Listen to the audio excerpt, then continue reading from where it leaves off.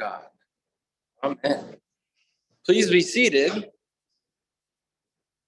Well, good morning, church.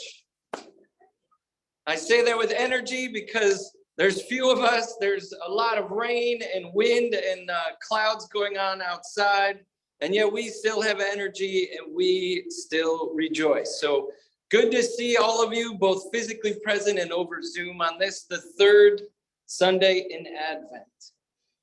So in America's founding document, it says that we are entitled to life, liberty, and the pursuit of happiness. This has rarely been true for all the people living within America's borders, and yet it affects a lot of our culture. And I wonder today, what if it said we're entitled to life, liberty, and the pursuit of good? How would that change our culture? How would that change how we see the world around us? And I would argue that the pursuit of happiness is very self-centered and fleeting. It's like the pursuit of pleasure. And yet the pursuit of good is very others-centered. And it's very focused on the community, and it's focused on the needs of others. The pursuit of happiness seems like that feeling you get when you eat really good chocolate. And it's just amazing, and you feel the pleasure, and you are happy. And then 10 minutes later, that taste and that pleasure is gone. And you either need to remember what the pleasure felt like, or 2, move on with your life without that pleasure, or 3, constantly keep eating more chocolate. There's a way in which the pursuit of happiness can be very self-destructive. But yet, what would it mean if you were to pursue good? Pursuing good might look around and say, wow, there's houseless people living under a bridge. Might look around and say, oh, there's people struggling with mental illness and they can't get the care they need. Or even it would just say, hey, your neighbor seems to be a little down. Maybe I can say something and cheer them up. The pursuit of good is a deeper pursuit, much bigger than us and bigger than that fleeting pursuit of happiness. And I also would argue that joy is something deeper and longer lasting than happiness. And joy comes from within. And so in today's epistle, the Apostle Paul, writing to the church in Philippi, says, rejoice in the Lord always. Again, I will say, rejoice. And when I was younger and read this verse, I thought, yeah, that's great.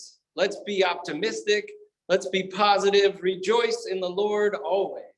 And as I've gotten a little older, I realize sometimes there are times when it's harder to rejoice and be positive and optimistic. And so now sometimes I read this, and even though Paul ends it with an exclamation point, I read it with a question mark. Rejoice in the Lord always, Paul? Always? There are times when I don't want to rejoice. And yet I think Paul is right. Some of you know that on Monday night, my grandmother died.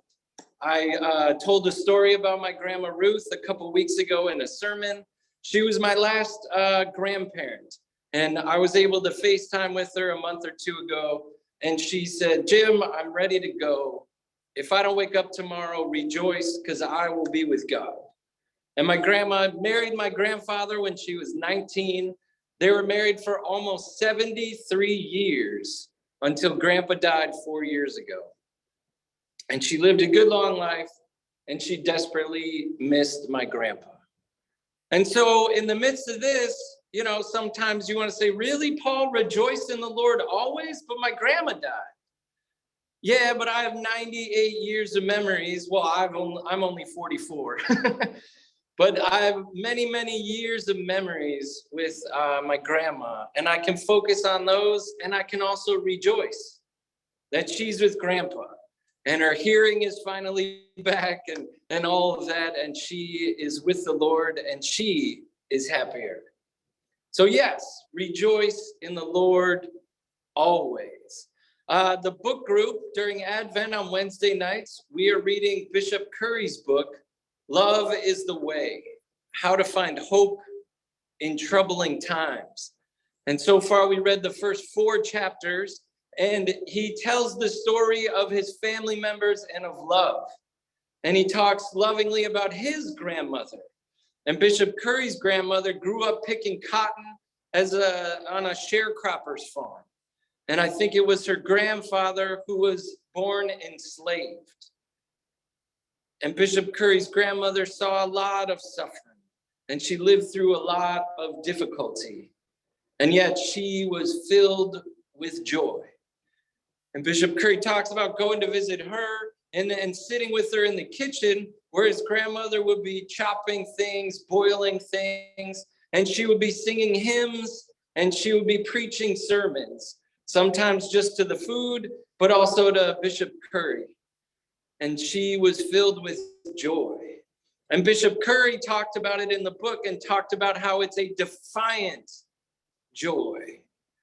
Because there's a lot of external things. There's the wind and the rain and the waves and all these things trying to put that light of joy out.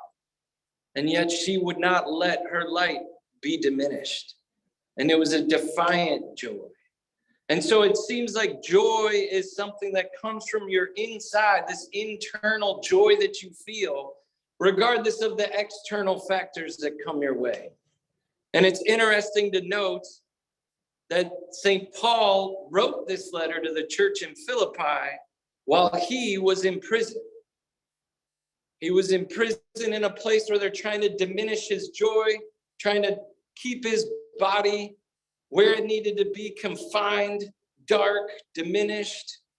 And yet Paul wrote this letter and said, rejoice in the Lord always. I will say it again, rejoice.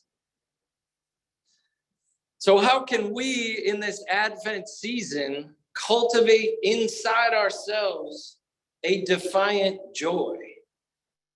What are ways that we can exercise that muscle? If joy is like a muscle, how can we build it up and make it strong so that it's inside us and it just emanates, that this joy starts in our toes, comes up through our legs and all through our bodies, so that it's just a part of who we are, regardless of the wind and the waves and the downpours. Takes intentionality. One idea is a friend of mine during Lent a few years ago realized that every morning he would drive to the gym, and it was not a long drive, but he counted and he went through 19 stoplights, and they were not in sync. And he found that when he gets stuck at a red light, it would drive him crazy. And he was like, well, I hate these red lights. I wish they were always green lights. And every time he'd hope for a green light, and of course, red lights would come. So we were chatting about Lent, being a priest. These are the conversations I have. And he said, you know what I'm going to do for Lent? Every time I'm stuck at a red light, I'm going to pray for family members and friends. And I said, yes, and pray for the church as well. And he told me over the course of Lent, he'd get stuck at a red light, he'd mute whatever he was listening to on the radio, and he would just start praying for people in his life. And it was this recognition, yeah, red lights are going to come your way, but I don't have to let them ruin my drive, right? Red lights are going to happen regardless of what you hope, regardless of what you desire, but you can change internally how you respond to the red lights that happen. And he found himself, when a light would turn yellow, he might not gun it anymore. He'd slow down. He'd say, you know, there's people I need to pray for. And it totally changed. And I would argue it's a discipline that cultivates in you joy. And it keeps you anchored. And it's still hard, right? It's hard to cultivate that discipline the week your grandma dies. It's hard to cultivate the discipline when you're facing discrimination and all the awful things going on in the world. And yet, we, the followers of Jesus, know that there is joy to be found.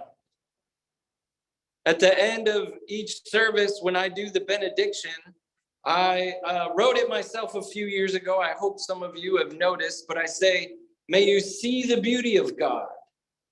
And what I'm saying, may you have eyes to see that God is present in this world all around us. Yes, there's ugliness. Yes, there's wind and there's rain and all of that. And there is also beauty. And may you not be overwhelmed by the ugliness, but may you also see the beauty and have eyes to see. And then I say, and may you feel the joy of God. May you feel deep inside you joy that will not be diminished by red lights and other things that come your way. And then I say, may you know the love of God. May you know that all around you, infused in everything and everyone and all of creation, is the ever-present, unlimited love of God. Amen.